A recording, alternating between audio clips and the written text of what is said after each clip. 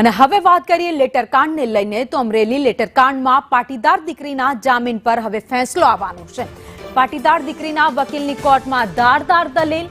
બપોર બાદ પાટીદાર દીકરીને મળી શકે છે જામીન। ખોડલધામ ટ્રસ્ટી દિનેશ બાંભણિયા પણ કોર્ટમાં હાજર રહ્યા।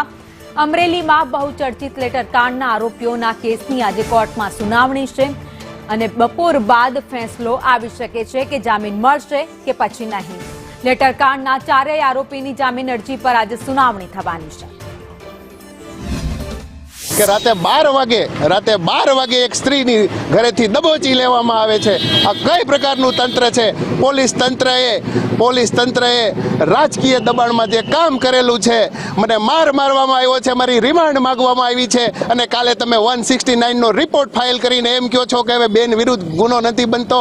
સાહેબ, હું આટલા દિવસથી જેલમાં છું, મારી યાચના, માનસિક યાચના શું? 25 વર્ષની મારી ઉંમર છે સાહેબ, 25 વર્ષની આગળ મારે ગૃહસ્થ જીવન, લગ્ન જીવન, સમાજ મને કઈ દ્રષ્ટિએ જોશે? દીકરીને કદાચ જેલ મુક્ત કરી દઈશું, પણ આ સમાજમાં જે આબરૂ બે લીલામ થઈ છે એની ખોટ કોણ પૂરશે? આવું મેં નામદાર કોર્ટમાં ખુલ્લેઆમ કીધું છે।